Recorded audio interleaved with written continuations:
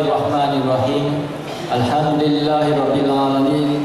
Wassalatu wassalamu ala asyrafil anbiya'i wal mursalin wa ala alihi wa sahbihi ajma'in.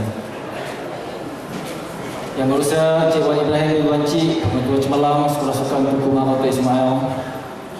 Yang bahagia Datuk Haji Ahmad dan Haji Burak, yang berdua PIBG Sekolah Sukan Tunku Muhammad Ismail.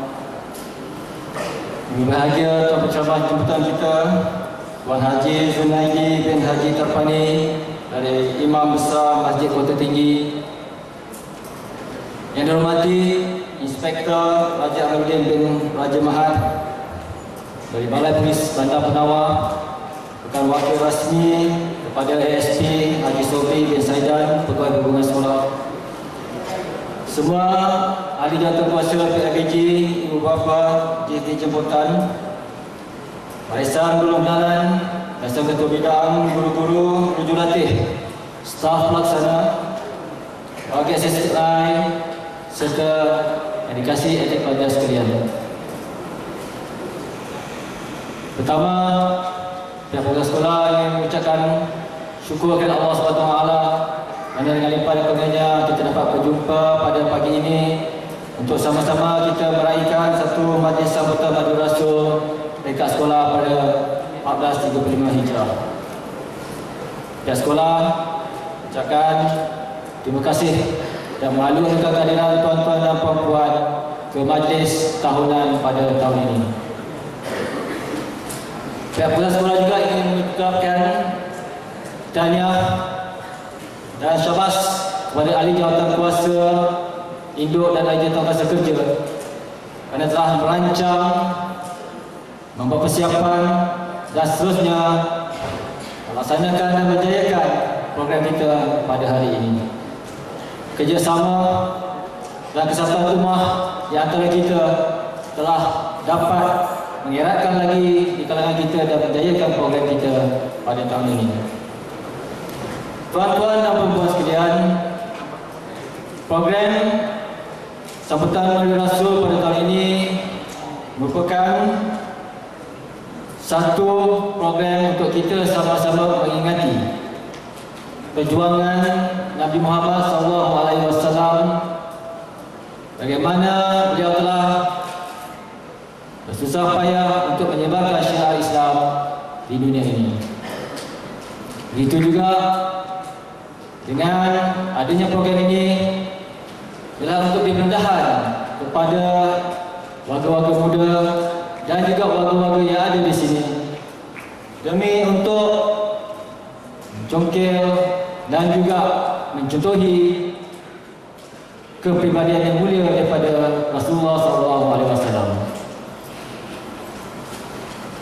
Pihak sekolah telah melanjutkan beberapa program sempena sambutan Madu Rasul ini sejak 2-3 minggu lepas, iaitu di antaranya ialah untuk mencungkil bakat dan potensi pelajar seperti pertandingan tilawah Al-Quran, hafazan, syarahan, tulisan khat dan juga nasyid. Tidak ketinggalan juga kita juga mengadakan pertandingan perarakan dan juga spanduk. Dan puncaknya bagi adik-adik pelajar, kita akan mengadakan anugerah tokoh atlet muslim dan muslimah yang boleh kita contohi. Pihak perusahaan juga ingin mengucapkan terima kasih kepada PIBG dan juga individu yang telah memberi sumbangan demi untuk menjayakan program pada hari ini.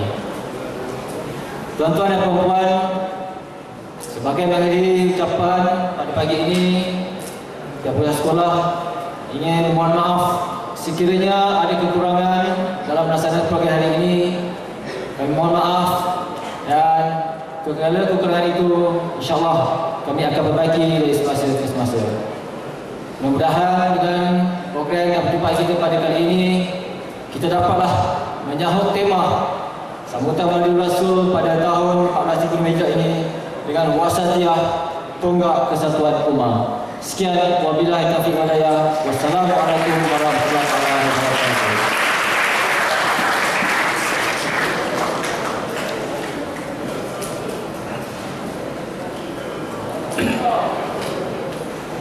Terima kasih diucapkan kepada Encik Asman bin Ahmad atas ucapan beliau sebentar tadi. Majlis diteruskan lagi dengan ceramah Maulidur Rasul yang akan disampaikan oleh Tuan Haji Zunaidi bin Haji Tarpani. Sebelum itu, izinkan saya membacakan biodata beliau terlebih dahulu. Beliau bernama Haji Zunaidi bin Haji Tarpani. Beliau berasal dari Benut, Pontian. Sekarang ini beliau adalah Imam Besar Masjid Kota Tinggi. Beliau pernah belajar di Universiti Al-Azhar kat Mesir. Untuk itu, majlis mempersilakan Tuan Haji Zunaidi bin Haji Tarpani untuk menyampaikan ceramah beliau yang bertajuk Rasulullah SAW di kitab pribadi Muslim sejati.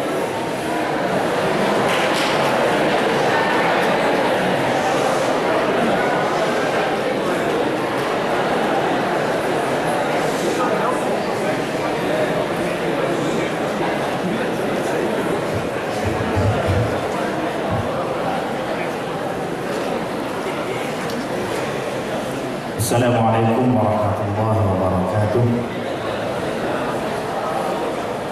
Alhamdulillahirabbil alamin wa bihi nasta'in ala umuri dunya waddin. Wassalatu wassalamu ala asyrafil anbiya'i wal mursalin sayyidina Muhammadin wa ala alihi wa sahbihi ajma'in. Subhanaka la 'ilma lana illa ma 'allamtana innaka antal 'alimul hakim. Rabbi shrah li sadri wa yassir li amri wahlul 'uqdatam min lisani yafqahu qawli. Wa qala ta'ala laqad kana lakum fi rasulillahi uswatun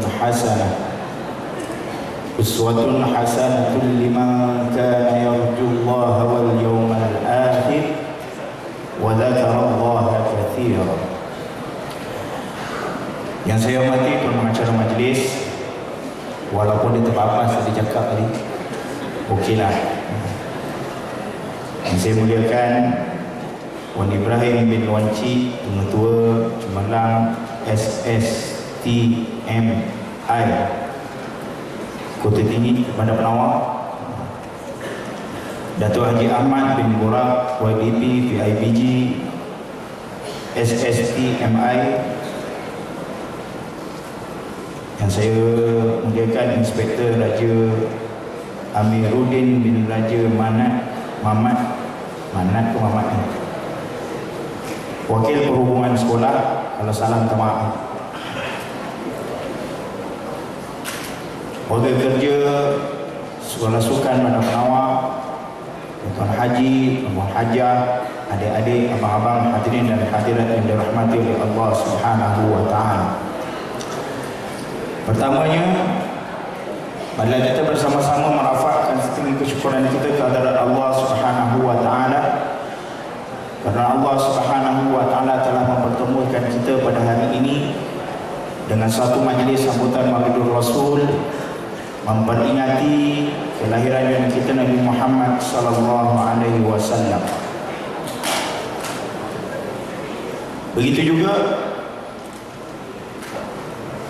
apabila kita berhimpun, mudah-mudahan kita ini akan mendapat hidayah, begitu juga akan mendapat rahmat daripada Allah Subhanahu wa Ta'ala.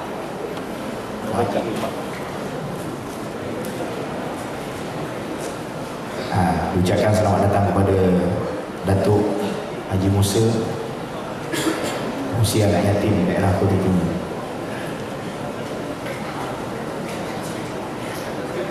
Mudah-mudahan kita berhimpun ini kita akan mendapat hidayah daripada Allah Subhanahu wa Ta'ala, begitu juga mendapat rahmat daripada Allah Subhanahu wa Ta'ala. Saya ni sebenarnya, minta maaf je lah, suara saya ni sakit dah. Malam tadi tengok Johor, aku ingat menang kalah tu, draw je. Bila dah duduk atas stadium tu, hilang imam. Aku menjerit macam orang gila juga. Oh, gitu. cerita dia lah. Kemudian bila dah duduk dalam stadium, duduk dah ramai-ramai, orang jual burger, orang jual pizza pun saya beli, perut pun sakit ni. Aku tengah nak cakap ni, sakit perut ni, minta maaf je lah. Okey. Kita bersyukur kepada Allah Subhanahu wa taala kerana kita ini telah dijadikan oleh Allah Subhanahu wa taala umat Muhammad. Umat yang mempunyai kelebihan dan umat yang Allah berikan satu mukjizat, iaitu Al-Quranul Karim, yang diberikan kepada umat Muhammad kekal hinggalah ke akhir zaman. Hari ini kita lihat bagaimana pakar kaji bumi dia dah menyatakan dah. Dia kata bumi ni paksi dia dah lari dah daripada apa dia? Paksi dia sama juga dah. Kita ni orang tua, bila dah tua balancing pun lah lari. Bila Nabi Muhammad SAW di Isra dan di Mi'rajkan oleh Allah Subhanahu wa taala, Nabi bertanya kepada Jibril, "Ya Jibril, siapakah orang tua ini?" Maka Jibril alaihissalam, "Apa yang kamu lihat orang tua itu ialah sebagai tanda umur dunia." Maknanya dunia ni dah tua dah. Jangan kita lalai. Jangan kita lupa bahawa kita ini di penghujung zaman. Tak heranlah hari ini kalau kita lihat banyak perkara-perkara yang berlaku. Perkara-perkara pelik berlaku. Ibu bunuh anak, buang anak, zina makin banyak. Ini adalah tanda-tanda akhir zaman. Baiklah hadirin dan hadirat yang dirahmati oleh Allah Subhanahu wa taala. Saya nak cerita hari ini tentang kematian. Nabi Muhammad sallallahu alaihi wasallam sayangnya kepada umat ini, sayangkan kepada kita ini, supaya kita ini benar-benar beriman kepada Allah, bertakwa kepada Allah Subhanahu wa taala. Nabi berikan pengetahuan untuk kita tentang soalan-soalan di dalam kubur.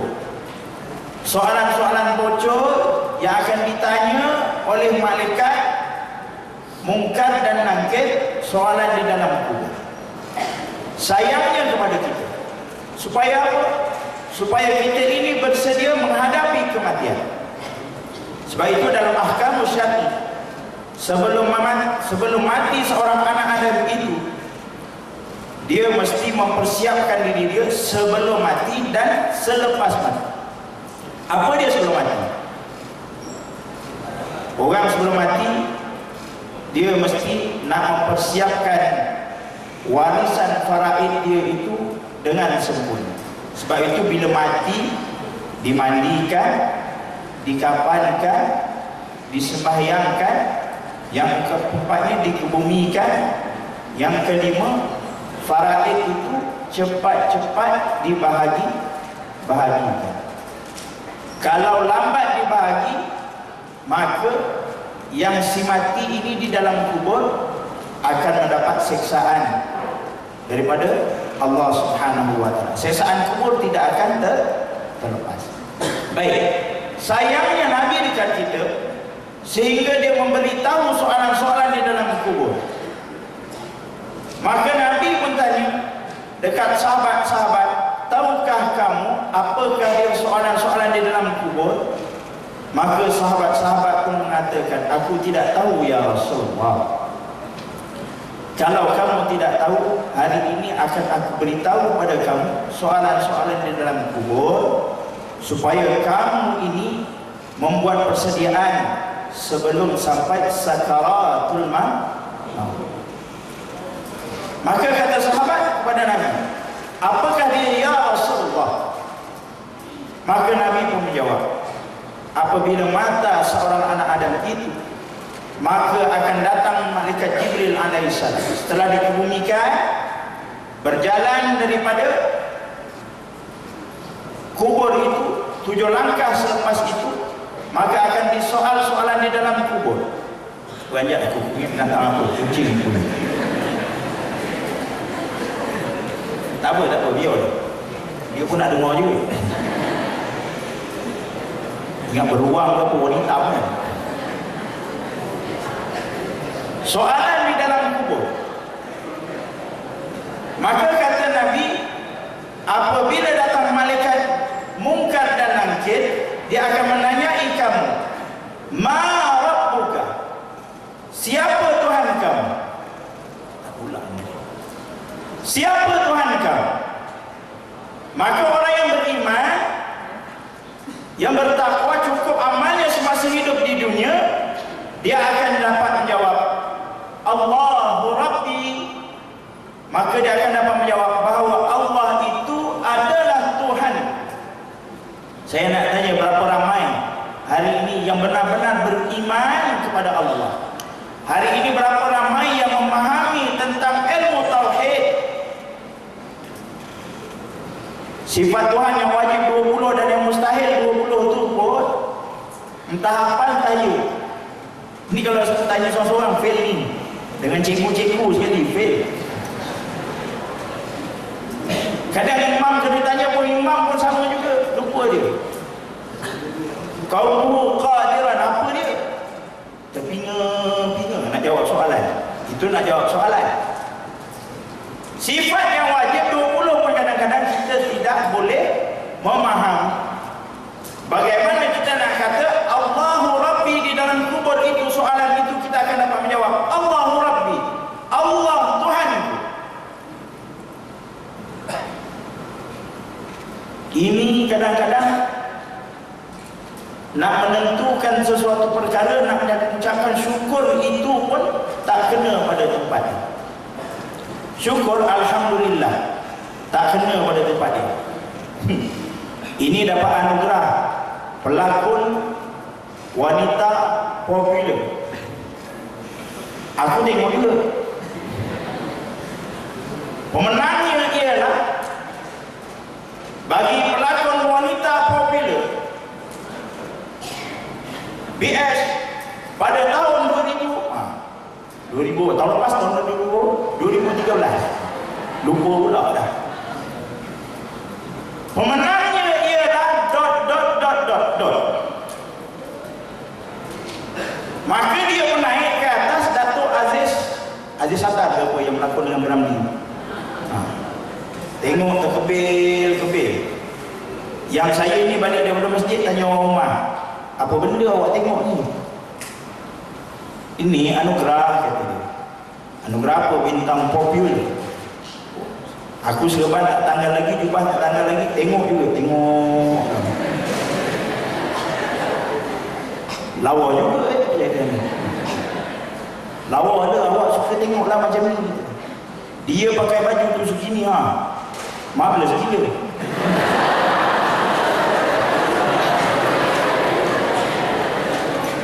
Dia pakai segitu, tengok dengan rambut dia, dengan baju dia tu macam mok naik atas pentas. Dia pun, Datuk pun bagi award. Ni contohlah, ni award ni. Dapat ni kan. Pelakon wanita popular tahun ini, terimalah dia. Dia pun sampai atas pentas, dia pun angkat piala. Yeay, kata dia. Kau bayangkanlah yeay tu. Lepas tu dia cakap syukur alhamdulillah. Kepala otak dia dengan rambut, dengan baju bahu sini nampak ni, auratnya terdedah, dia pun cakap alhamdulillah. Tak bengong nama dia. Di mana nak letakkan suatu benda, kalimah tu nak letakkan di mana tempatnya, nak ucap tidak kena pada tempatnya. Hari ini berapa ramai orang yang mensyirikkan Allah Subhanahu wa ta'ala? Berapa ramai, saya nak tanya. Ada orang pernah, dulu Datuk Noh pernah buat satu fatwa, kekal pula sampai hari ini. Dia kata kalau kain putih itu diletakkan di batu nisan, hukumnya haram. Sebab apa? Orang terlalu mendewa-dewakan, terlalu sangat kepercayaan itu kain putih itu, sehingga menimbulkan syirik kepada Allah. Saya banyak kali cakap dalam kuliah saya, sebab saya buka kitab Bahrul Madi. kalau kuliah.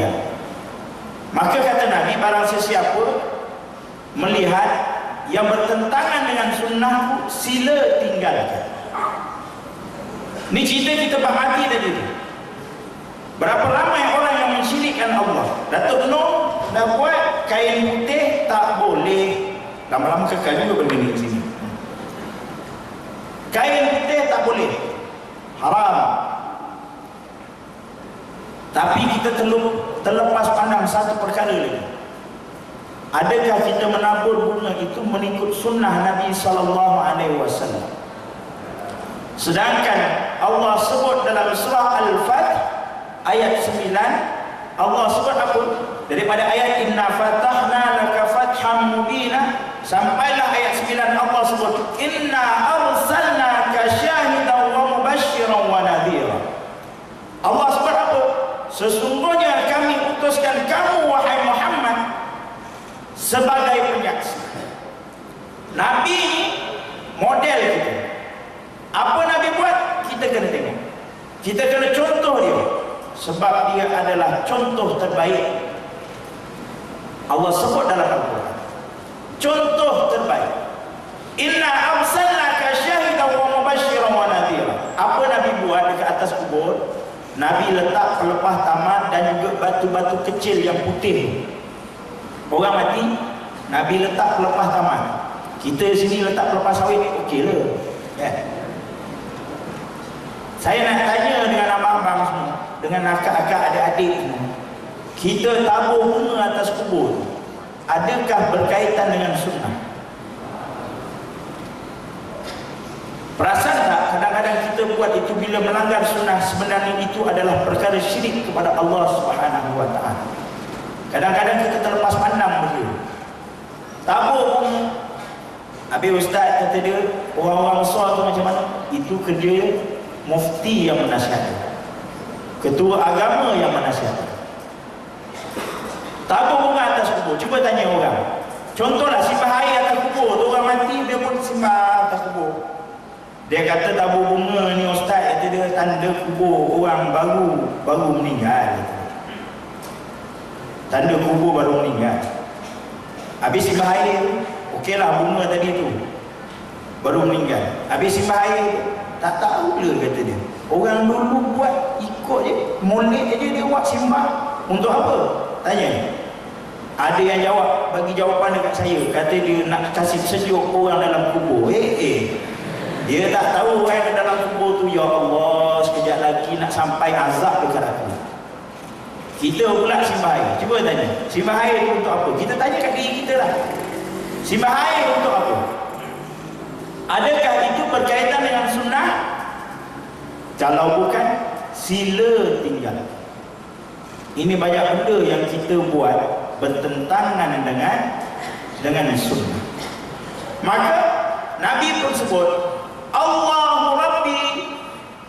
Kalau kamu percaya, kamu yakin dengan keimanan kamu semasa kamu hidup dekat dunia, maka kamu akan dapat jawab bahawa Allahu Rabbi, Allah itu Tuhan. Allah itu Tuhan.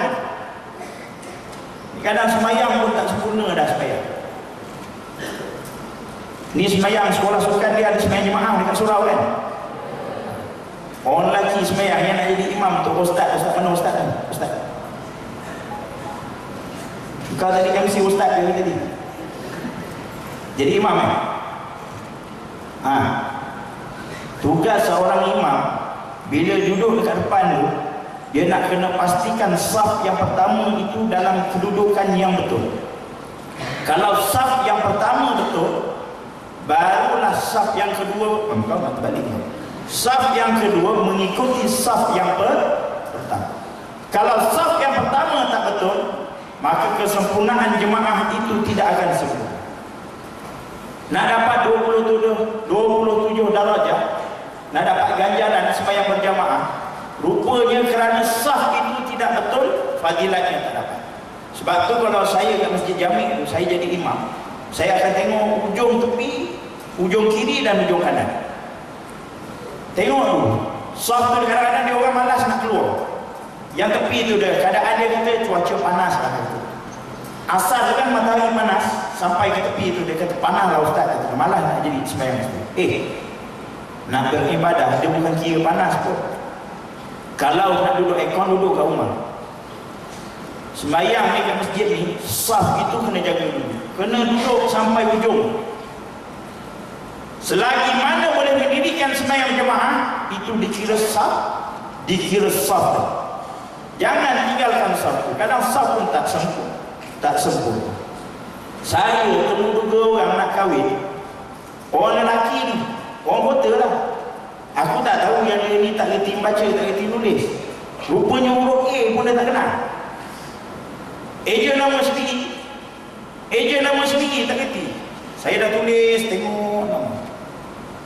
Dia pun tengok, ini nama saya ke, kata dia. Iya nama. Kenapa? Macam salah dia, kata dia. Saya pun tengok, betul lah nama awak. Oh, kalau betul-betul lah ustaz cakap betul-betul lah. Aku dah agak dah budak ni mesti bodoh. Aku suruh dia baca Fatihah tu. Dia pun dia kata, apa ustaz kata dia? Baca Fatihah. Tunang orang menang-menang, orang menang-menang perempuan. Lelaki orang yang tahu 5. Engkau ketawa pula yang tahu 5 macam dia je. Lelaki orang yang tahu 5. Tanya dia, baca Fatihah. Fatihah ustaz ni. Oh, tenang je kata dia. Kata dia. Oh, aku tengok muka confident. Dia pun nak baca. Bismillahirrahmanirrahim. A'udzubillahi minasyaitonirrajim. Qul huwallahu ahad. Lama tengok Fatihah. Fatihah. Okey, ulang balik. Salah tu. Oh. Bismillahirrahmanirrahim. A'udzubillahi minasyaitonirrajim. Qul huwallahu ahad. Ulang lagi. Huwallahu ahad. Alham. Baca alham. Cakap alham gitu. Barulah faham Fatihah. Dia marah kita balik pula. Ustaz pun satu juga kata dia. Cakaplah alham kata dia. Fatihah kata dia. Tengok muka dia. Baca Fatihah. Bismillahirrahmanirrahim. Bismillahirrahmanirrahim. Ulang balik. Bismillahirrahmanirrahim. A'udzubillahi minasyaitonirrajim. Apa ustaz suruh tadi? Alhamdulillahirabbil alamin. Maliki yaumiddin. Lupalah ustaz tadi. Maka dia kata lupa. Saya tengok, kan ni reti baca tak reti baca. Saya tanya ustaz balik. Ustaz yang ajar saya ke saya nak ajar ustaz, kata dia. Tanya saya balik. Kenapa pula? Ustaz kena bagi saya laluan untuk mudah nak kahwin. Bukan soal macam begini. Apa ke benda ustaz ni, kata dia. Tengok bukan nak sepak je. Tapi dia kata kesian tengok. Tak, tanya dia, kan ni baca. Baru dia bisik. Nanya ustaz, kata dia. Saya ni mana pun nak cakap, kata dia. Nanti kuat-kuat cakap. Orang no. Kenapa? Saya ni bodoh, kata dia. Aku pula bodoh. Saya tak reti baca, tak reti nulis. Kan cakap senang daripada awal. Yang bini dia tu, malu ustaz, kata dia. Itu nak jadi suami macam mana? Nak buat soalan dalam kubur macam mana? Nak jadi pemimpin macam mana? Ini kadang-kadang suruh istighfar pun tak betul. Suruh istighfar pun tak betul. Mengucap dua kalimah astaghfirullahaladzim, astaghfirullahaladzim. Alladhi kita suruh sambung. Alladhi yuwaswisu fi sudurin nas. Imam Nazri nak nikahkan orang, Imam Nazri membaca astaghfirullahaladzim, astaghfirullahaladzim. Kan? Alladhi sambung nanti dia. Dia muka confident. Alladhi yuwaswisu fi sudurin nas. Imam Nazri betul-betul macam mana imam nanti dia tengok saya. Beres aja kata gitu. Macam mana ni? Kita nak jawab dalam kubur Allahu Rabbi. Allahu Rabbi. Belum tentu kita akan dapat menjawab. Baik. Kalau nak cerita Allahu Rabbi ni tak habis ni. Kawan nak cerita 5 perkara. Dia sebut dalam soalan kubur ni ada lagi. Baik. Yang kedua, kata Nabi sallallahu alaihi wasallam akan ditanya pula soalan kepada kita. Apa dia? Ma nabiyuka? Siapakah nabi kamu?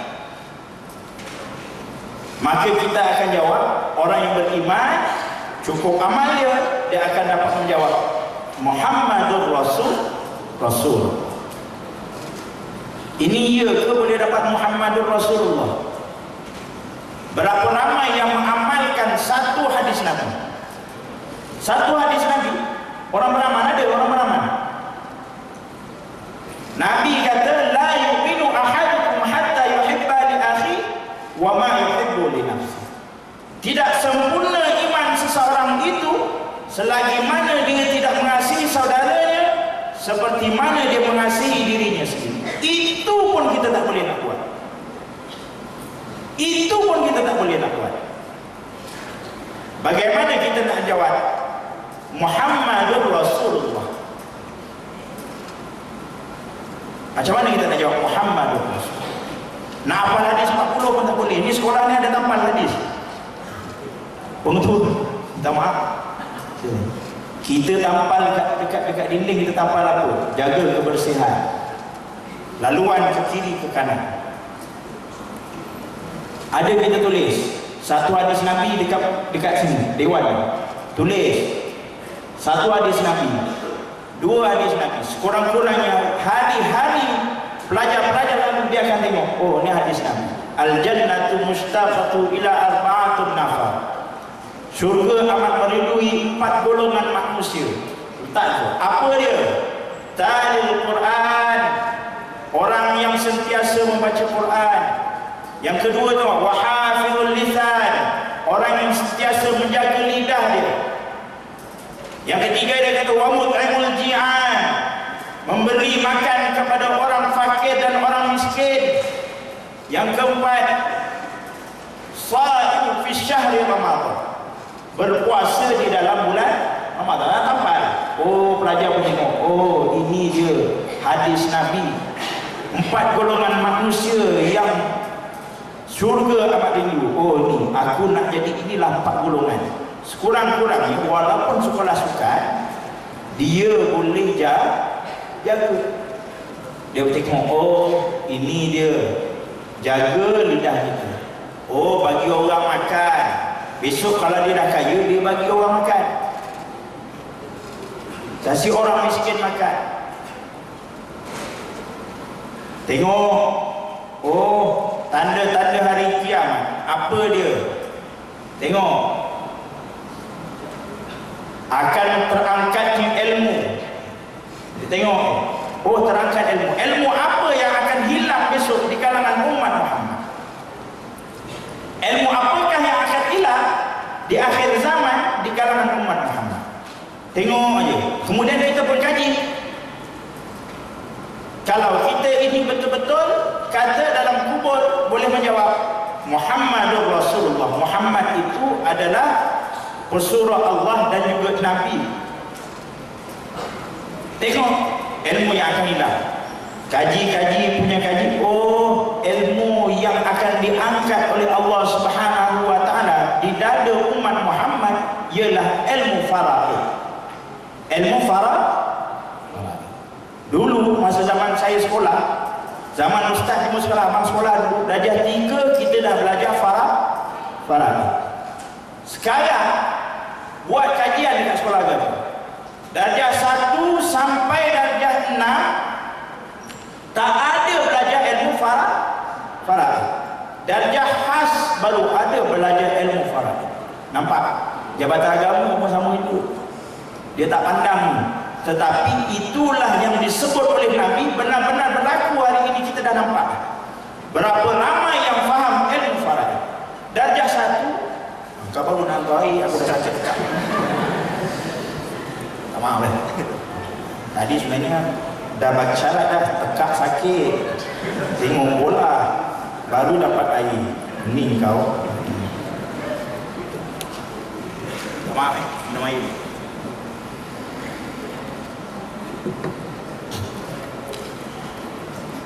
Darjah 1 hari ini kita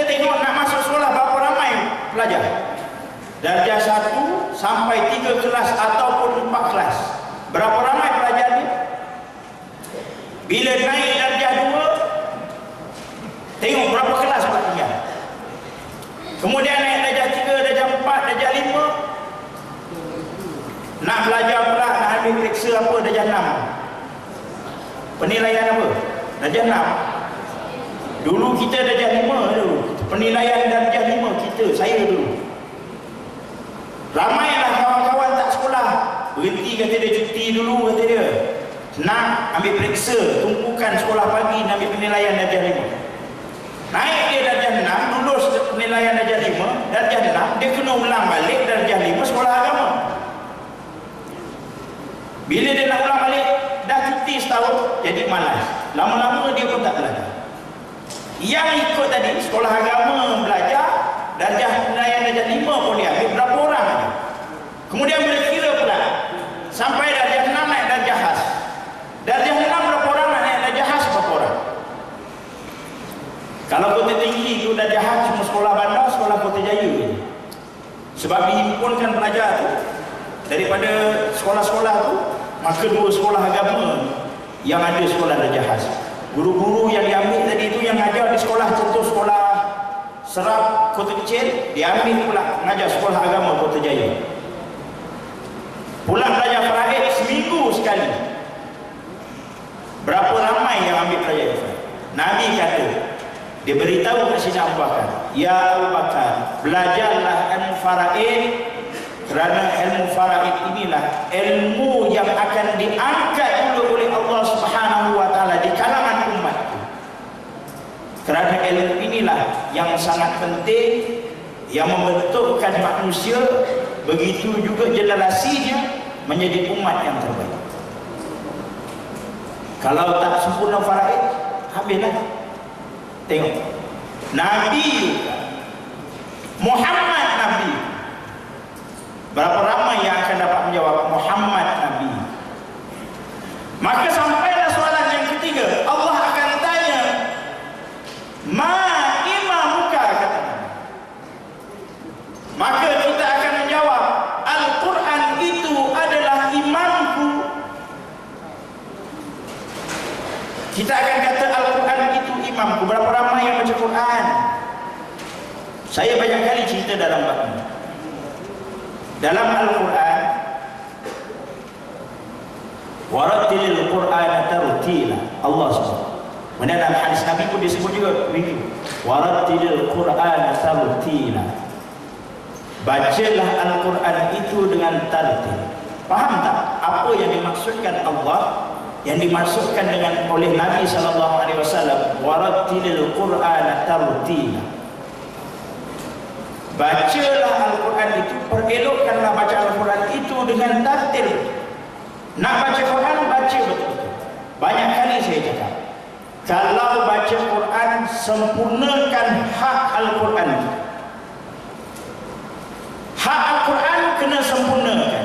Jangan baca sambil lewat, kerana itu adalah pegangan kita. Tunaikan hak Al-Quran. Hak kita, main bola, engkau berapa pasukan? 22 player. Masuk dengan pengurus, masuk katalah 25. 25 orang sekali menang Liga Super, contohlah, dapat 300,000. Nak dibagi ni seorang-seorang, katalah nak untuk pengurusan ni, nak untuk persatuan ni, dia letak 100,000. Tolak dulu 100,000, tinggal 200,000. Nak bagikan 25 orang, 25 bagi 200, berapa ribu? Aku tak dapat ni, nak kira sekarang. Katalah seorang bahagiannya 10,000. Kemudian sepatutnya 10,000. Hak itu kita, sekali pengurus kata, tak boleh bagi 15,000, saya bagi awak 10,000, sepatutnya 15,000. Agak-agak kita macam mana? Marah? Marah. Sebab itu Nabi kata, ramai di kalangan umatku yang baca Quran, tetapi Quran itu melaknatnya kemana? Quran itu laknat dia kemana? Bacalah betul, kan ada Alif Lam Mim, Zalikal Kitab Zalikal kitab, dah ada tanda 3 titik. La raiba fi, ada lagi tanda 3 titik. Dalam Mus'haf Utsman, riwayat Hafs an Asim, kalau baca mengikut riwayat Hafs an Asim, tanda 3 titik itu hendaklah wajib berhenti di salah satu tanda 3 titik itu. Kita pun belasah baca dalam tahlil, zalikal kitabu la raiba fihi hudan lil muttaqin. Nak cepat. Terbatal tak bacaan itu? Terbatal sebab dia tidak mengikut sana. Sebab dia tidak mengikut sana. Zalikal kitab la raiba fihi hudan lil muttaqin boleh. Kalau kita zalikal kitabu la raiba fihi, berhenti hudan lil muttaqin. Ni tahlil bukan main baca. Baca punya laju nak cepat habis, minta pula doa tu dengan Allah. Allahumma ja'al wa arsil wa taqabbal thawab ma qara'na min al-Qur'anil azim. Ya Allah, datangkanlah kepada kami supaya bacaan Al-Quran itu sampai kepada si mati. Nak sampai macam mana? Mu baca pun tak betul. Nak sebut huruf qaf, sebut huruf qaf betul. Qaf, ha, qaf. Min qabl. Waladhdallin. Mad lazim kalmi muthaqqal. Nak 6 harakat baca. Baca betul-betul 6 harakat. Siratal ladzina an'amta 'alaihim ghairil maghdubi 'alaihim waladdallin. Bacalah. Ini kadang suruh baca Quran, suruh baca berlagu. Ustaz kata, saya ni nak mengaji tak boleh Ustaz. Saya suara tak ada. Suara tak ada. Tapi kalau karut ada. Dia nyanyi lagu tu. Dia nyanyi lagu apa dekat atas bukit Jalan Pasar. Tu hari orang ajak dia, Ustaz, Imam kita makan kat sini, tempat baik punya katanya. Sekali pergi-pergi tengok, rupanya dia pergi ajak tepi jalan ni. Tempat karik pula. Tempat karut. Aku tengok orang-orang tua tak sedoni berjoget semua. Laki perempuan joget. Lagu Piramli. Apa lagu Piramli dengan Saloma tu? Datuk ingat lagu Piramli dengan Saloma? Saya tak ingat. Kemudian budak muda tu nyanyi lagu Serikan Di Cinta. Dingin malam. Yang itu aku ingat lah zaman-zaman aku. Nyanyi bukan main. Dingin malam. Nyanyi boleh. Mengaji tak boleh. Kalau dia menyanyi boleh, mengaji pun boleh. Kalau dia nak mandi dekat bilik air, tengok boleh nyanyi kan. Lagu apa? Yang kalau aku kaya boleh nyanyi pula. Kalau aku kaya nyanyi. Tak kaya-kaya juga. Beli nombor ya Allah sedikit gitu kat kedai. Kalau daripada beli nombor baik beli kain pelikat kan bagus. Ini kadang kain pelikat daripada mula kahwin sampai anak dah 10. Tu dia. Berapa tahun? Beritahu pula, inilah kain pelikat ayah nak, kata dia. Kenangan dengan mak kamu masa malam pertama inilah dia, kata dia. Sampai sekarang ayah pakai? Pakai. Rupanya dah leput dah. Dah leput dah. Saya pernah sembahyang balik daripada kursus. Daripada mana tahu Batu Pahat? Hari itu hari Jumaat. Balik sembahyang.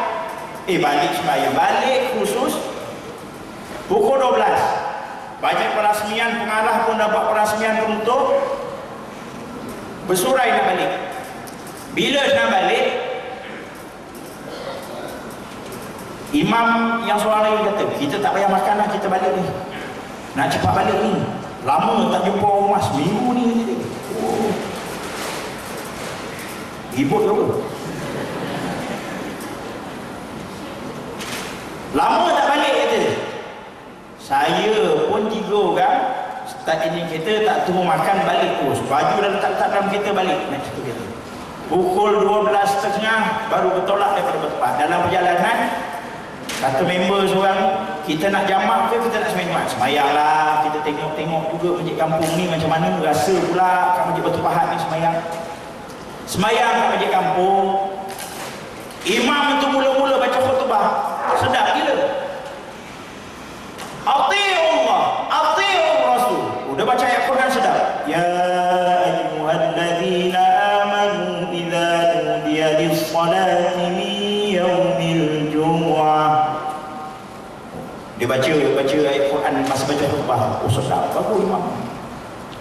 Sampai masa aku tak tahu lah agaknya nak semayang tu agaknya imam tu terkentut ke apa. Ganti imam nombor 2 baca semayang.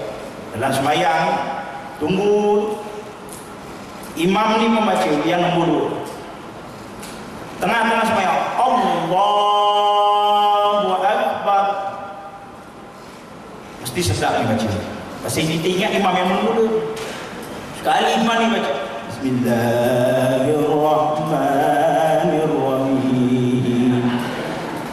Imam mana pula lah ni semayang. Kita tengah semayang ni makmum ni boleh cakap tau dalam hati. Itu imam yang cakap lagi makmum. Imam yang sebelah ni dia kata dia berlewatan. Ini imam mana ni? Dia tanya imam yang sebelah ni. Mana aku tahu imam dia lah. Mak ai buruk gila baca kata dia. Itu imam yang cakap, bukan aku cakap. Tak apalah semayang je, kita ikut je belakang. Ya semayang Allah Akbar. Kadang-kadang semayang ni mengganggu juga orang sebelah ni. Imam nak Allah Akbar semayang. Bila imam ni baca gegor-gegor, yang imam sebelah ni geling kepala. Allah, imam sebelah. Sirat sampai ayat.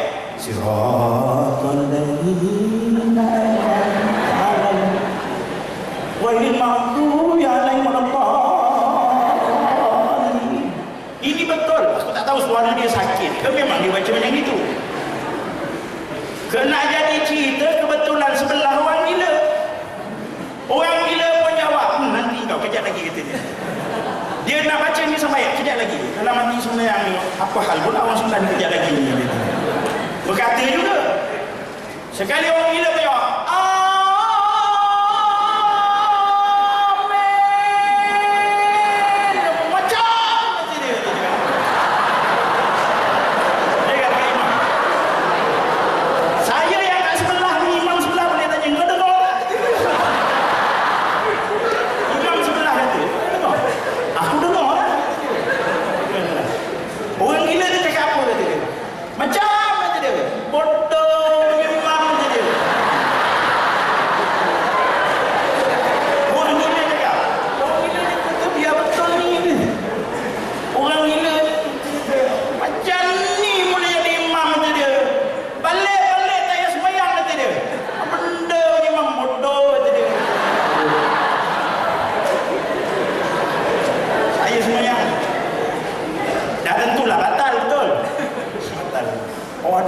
sekali dia keluar Pak Haji tu kata, dia memang macam tu orang gila kata dia. Oh, yang budak sekolah belakang ni main bayang kau orang kan akal.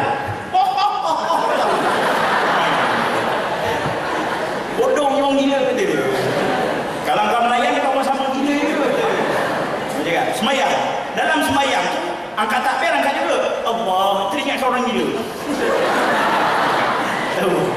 Yang sebelah ni imam yang jadi imam tu pun dia ketawa, aku tahu dia ada mikrofon kat sini kan. Imam tu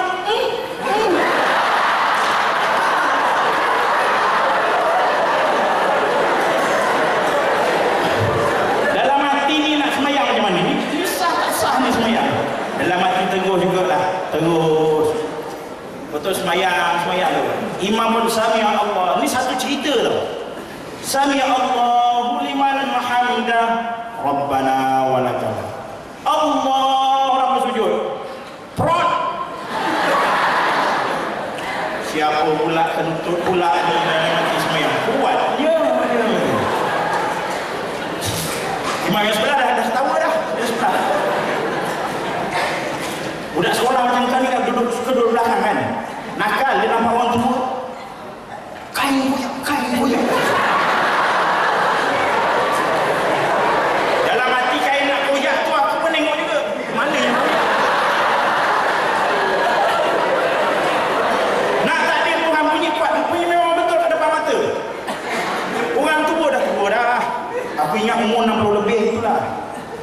Rupanya orang lelaki ni kalau semayang dia tak pakai suara dalam. Cikgu kalau nak tanya, kau tanya lelaki kau ni pakai suara dalam tak ada. Ni bukan boleh percaya.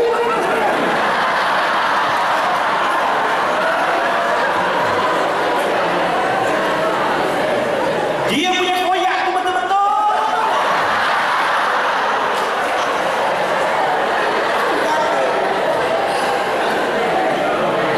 Tengok, dia. Budak sekolah macam kau ni nakal. Seluk.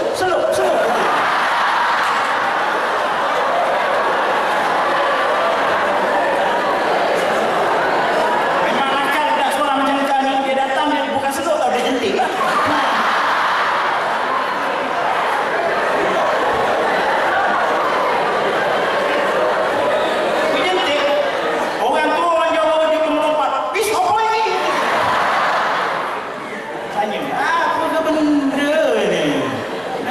Dengan aku dengan imam sebelah pun sama batal juga sembahyang. Melekit tu. Dekat 20 orang untuk batal sembahyang. Dok kain dia keput tadi. Ini duit dapat beratus-ratus sebulan. Cikgu dapat sebulan, tiap-tiap bulan beli kain cap gajah dulu. Ingat tak? Bagus RM10 dia berlari. Beli nombor ekor beribu-ribu beli. Duduk saudara. Buat apa bang? Ini tengok nombor apa naik kata dia. Nyanyi. Sekali dia tengok, Assalamualaikum imam kata dia. Angkat pula, kita nak tangkap dia.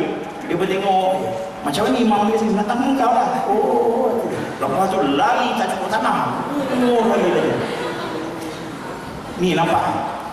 Kain tu nak kena pakai begitu. Kan dalam agama taharah tu yang pertama. Itu saya kata. Sebab itu, bila nak belajar Quran, belajar betul-betul. Allah berikan satu mukjizat kepada Nabi Muhammad sallallahu alaihi wasallam yang dinamakan Al-Quranul Karim. Mukjizat ni bila Allah berikan kepada Nabi tinggalkan dekat umat Muhammad mukjizat ni kekal sampai pada hari ini tuan-tuan, kekal sampai hari kiamat. Itu janji Allah. Kenapa tak ada orang yang nak pakai Al-Quran itu sebagai rujukan? Tak ada orang nak baca pun. Buat bodoh je. Sampai buat apa ni? 10 minit ni. Tak habis cerita ni. Kau orang ketawa je. Ni. Mana boleh cakap tak ada? Tidak ada perkara yang mustahil. Kalau baca Quran ni daripada bodoh, dia akan jadi dia pegang dia. Sebab dia bukan mahram. Dia pun pergi bawa masuk.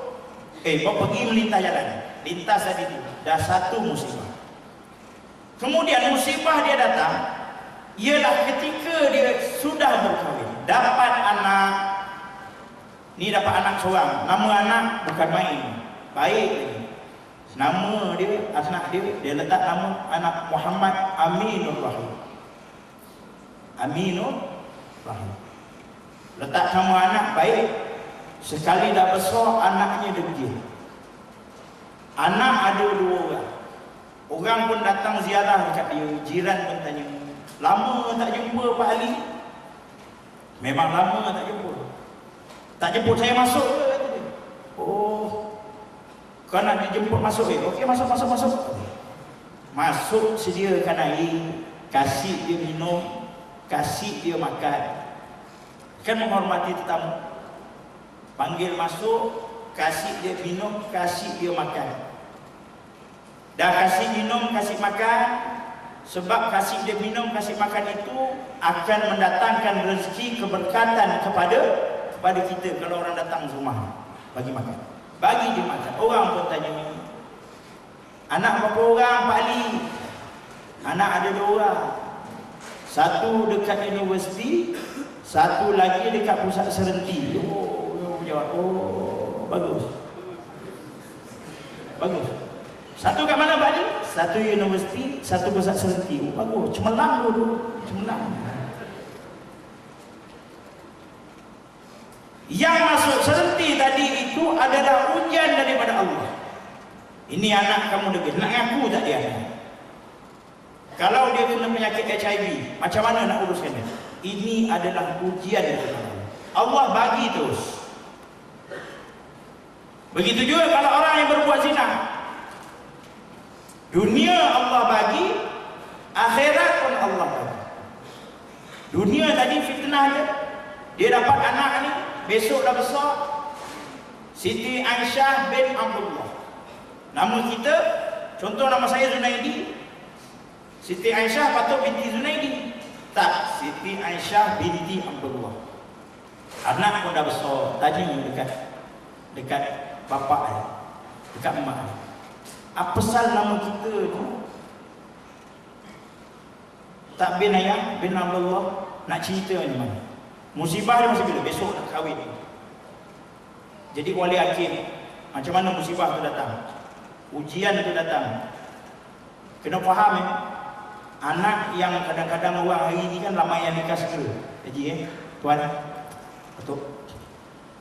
Hari ni Jabatan Agama purata dia, satu hari satu pasangan akan melaporkan diri untuk nikah kahwin dengan segera. Apa dia segera? Dah ada berisi di dalam perut. Satu hari satu. Pejabat agama seminggu 5 hari buka. Maknanya satu minggu ada 5 pasangan. Sebulan ada berapa? 20 hari. 4 minggu. Maknanya satu bulan ada 20 pasangan dalam daerah Kota Tinggi ini akan memohon nikah kahwin segera. Besok pun dah besar. Dalam ahkam dia akan cakap, anak sekiranya anak di luar nikah, anak tidak sah taraf, anak lelaki boleh kahwin dengan si ibu.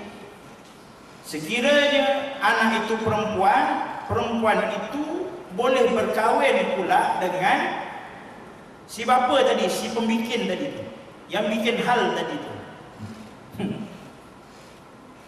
Kemudian sekarang ni bila dia nikah segera dengan pasangan dia itulah, dia tunangan, kemudian berprojekkan berkawinan.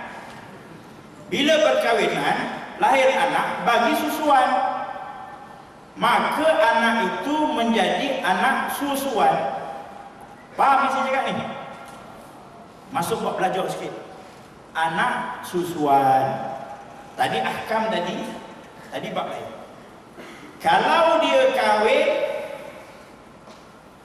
lahir saja anak itu, tak cerita kahwin, lahir saja anak itu, anak lelaki boleh kahwin dengan si ibu, dan anak perempuan boleh kahwin dengan lelaki yang si pembikin ini. Tetapi sekarang masalahnya dah kahwin, maka lahir anak itu menjadi anak susuan. Lahir, ibu ada susu, ibu pun bagi susuan. Syarat anak susuan ialah 3 kali susuan sampai dia kenyang. Kenyang dan namakan dia anak susuan. Anak susuan. Tadi dia dengan bapak tadi itu, yang si pembikin tadi, batal air sembahyang tak? Tengok saya ni. Tak batal air sembahyang. Sebab tadi dah jadi suami pada si isteri ini. Dengan ibu batal tak air sembahyang? Tak batal.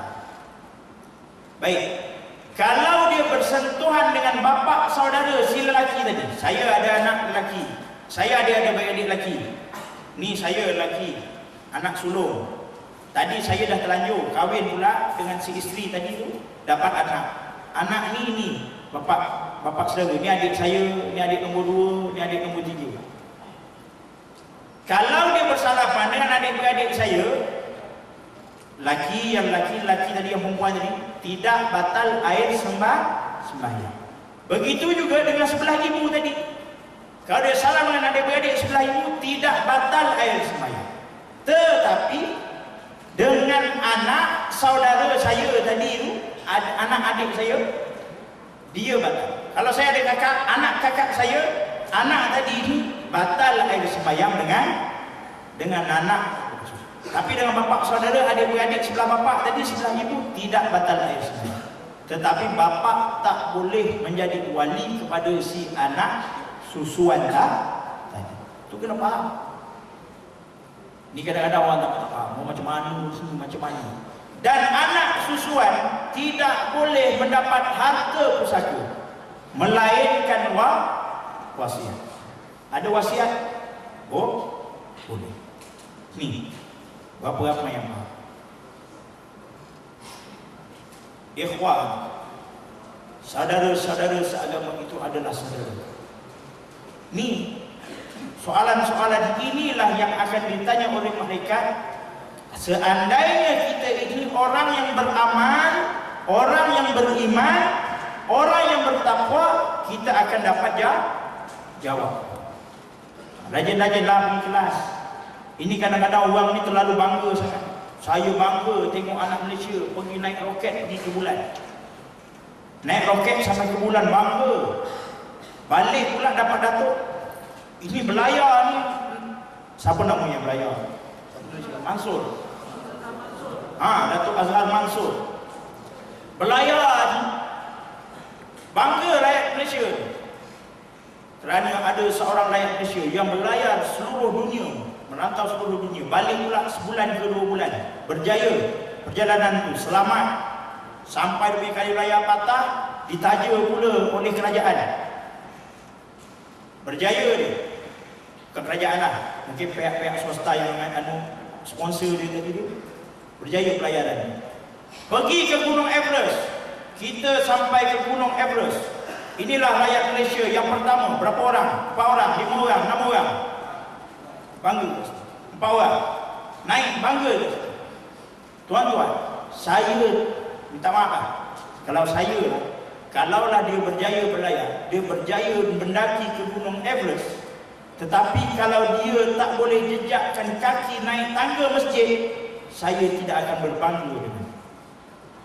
Kalau dia boleh naik tangga masjid, kalau dia boleh berlayar sebulan, merentasi dugaan-dugaan dia dengan ribut dia, dengan duduk tengah laut dia, dengan panas terik dia, dengan ombak dia, dia boleh terima dugaan tu. Takkan dugaan untuk naik tangga masjid, nak ziarah itu pun tak boleh.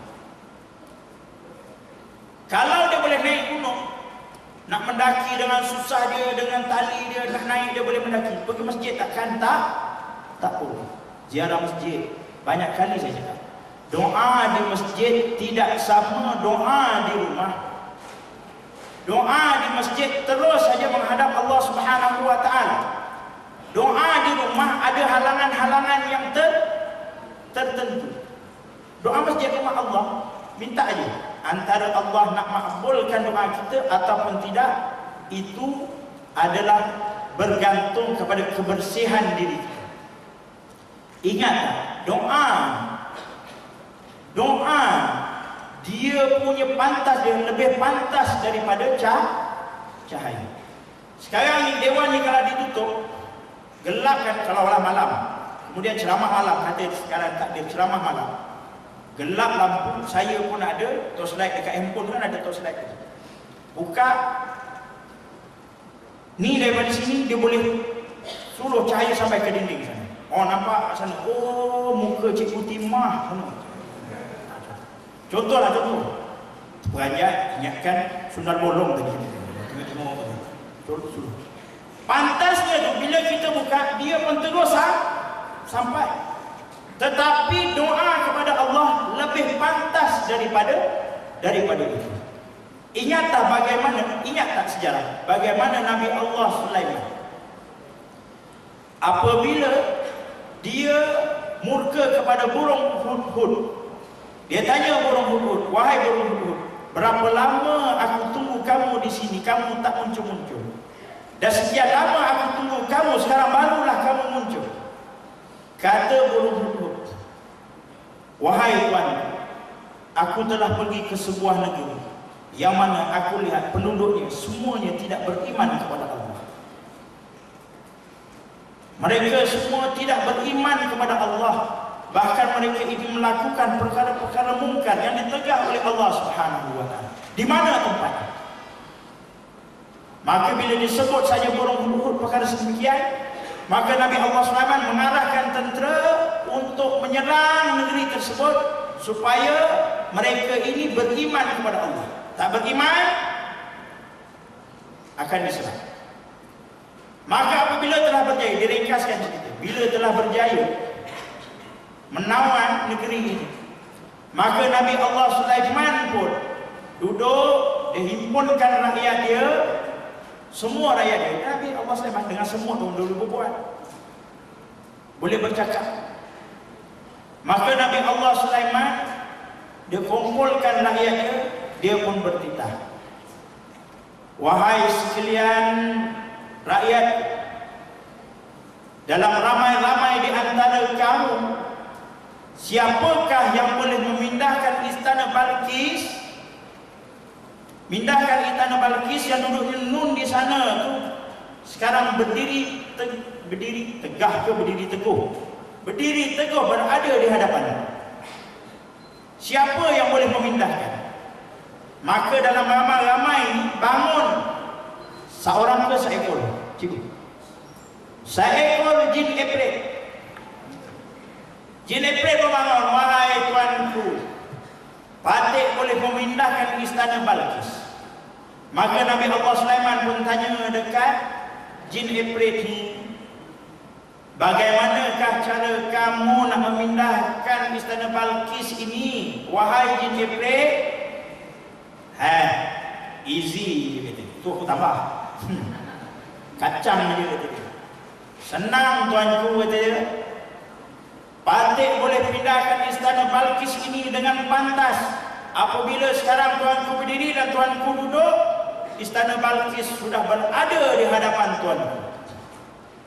Maka bila Nabi Allah Sulaiman dengar, begitu pantasnya kamu boleh memindahkan istana Balqis. Maka Nabi Allah Sulaiman pun bertanya kepada rakyatnya lagi, adakah di kalangan kamu, ada tak di antara kalangan kamu ini yang boleh memindahkan lebih pantas daripada jin Ifrit ini? Kalau aku bangun dan duduk, istana Balqis ini dah berada di hadapan. Maka bangunlah seorang alim. Orang alim pun bangun.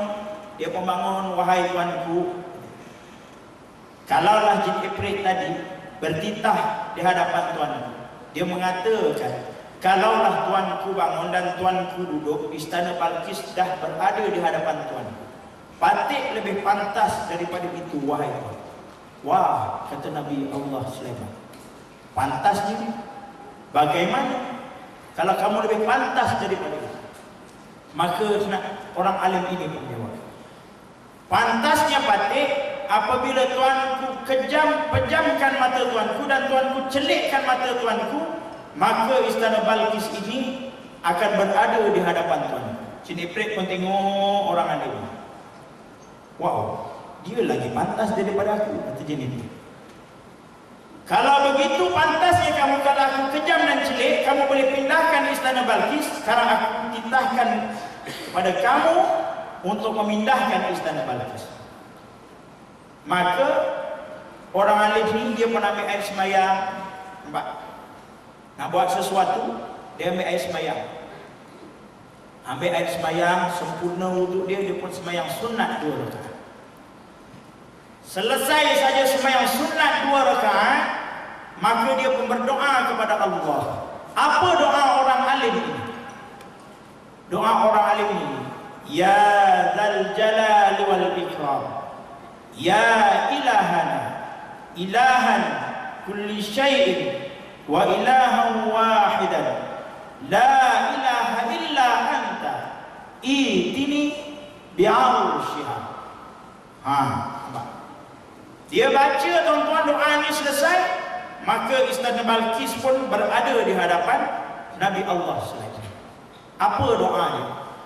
Doa ini adalah dinamakan doa nubuah. Di situ ada nama Allah, ya Dzal Jalal wal Ikram. Jalal.